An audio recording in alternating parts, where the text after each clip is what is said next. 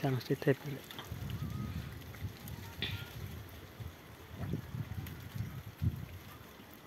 పప్పులు ఎన్ని ఉన్నాయరా? తీసుకురాంగ రెండు వేడా పాప అయిపోయినాయి. వేసురా ఏం ఉండాలి. ఈరోజు తక్కువ తెచ్చినాం, ఏం చేస్తాం. ఫోన్పేలు పడక వేప 2 ట్రిప్పులు తింటే అడవి అడబా నీడ పట్టినాయినా 2 పిరికెలు ఆడ 2 పిరికెలు సాలే అక్కడంతా. ఆ టిఫిన్లు పెడతాం ఈరోజు, ఏం చేస్తాం. దవానికి వాడు చూస్తాం చూడు, చిన్న ఆంజనేయ స్వామి కడుపుతో ఉన్నాడు. ఎంతమంది పిల్లలు పెడుతున్నారో ఎంతమంది పిల్లలు పెడుతున్నామో ఇది అర్థమే కావడంట. 9 ఏళ్ళ నుంచి ఇంక 9 మంది పిల్లలు పుట్టింటారు. ఆయనకి పెడతానే అండి ఆయనకి.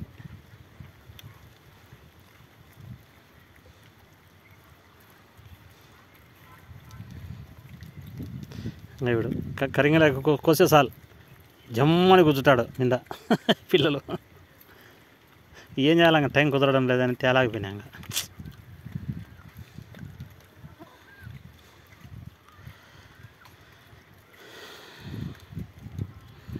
ఈ నీళ్ళ తోటలో నీళ్ళు పోకపోతే నీళ్ళే అన్నాడా నీకు? వాళ్ళు ఎట్లా ఉంటాయి పాపం. ఇంకా మనం రాకుండా పోయి లేట్ చేసి ఎట్లన్నా ఎటువంటి ప్రజలు మనం వచ్చి ఇక్కడ చేసిపోవాలి కదా వీళ్ళకి పాపం. అక్కడ ఎట్లా ఆడ నీళ్ళు ఉన్నాయి, ఎట్లా నీళ్ళ కాడికి వేయాలి. వీళ్ళు అల్లరోళ్ళు ఉంటారు, రాళ్ళతో కొడతారు వీళ్ళని పాపం. వీళ్ళు పరిగెత్తా పోతాయి. వేరేని ఇంత చిన్న పిల్లలు నీళ్ళు తాగకపోతే ఇంకా ఏడపోతే అట్నే కుళ్ళు పడి సరిపో. ఆ నీళ్ళు 1-2 అటిపనులు తిని ఇంకా పండుకుంటాయి.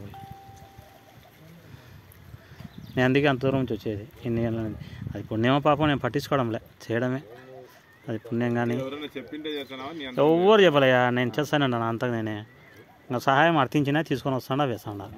ఉన్నప్పుడు నాదంతా పెట్టేసిన, ఇంకా నా కాడ ఏం లేదు. ఇంకా దాతలను అడిగి పోలీసు వాళ్ళు, లాయర్లు, స్నేహితులు దాతలు ఇస్తున్నారు, వాళ్ళతో పాటు ఈ సేవ చేస్తానండి. వాళ్ళు సహాయం చేయడం, నేను తీసుకురావడం. ఎవరు చెప్పలే నాకు, అందరూ అదే అడుగుతున్నారు. ఎవరు చెప్పలే నాకు. వీళ్ళని చూసి మనసు కరిగిపోయి వచ్చేసినా. రోడ్డు మీద కాగితాలు తింటున్నాయి. ఆడ 9 ఏళ్ళ క్రితం గండికాడ కాగితాలు తింటున్నాయి ఆకలికి. ఏందిరా ఇంత అన్యాయంగా ఉంది ఇక్కడ అని మొదలు పెట్టినాను. అప్పటి నుంచి ఫస్ట్ ఇక్కడంతా చీమలకి వేస్తాను. చీమలకు పక్షులకు కొండలెక్కి ఎక్కి ఎన్ని పట్టకపోయినాయి నాకు. ఎన్ని ఏళ్ళు ఎక్కినాయి ఏం కథ. 1 గంటకు వచ్చేది ఇంక ఎక్కేది. ఈ కొండలు చీమలకు పక్షులకు వేసి ఇంటికి పోతాను.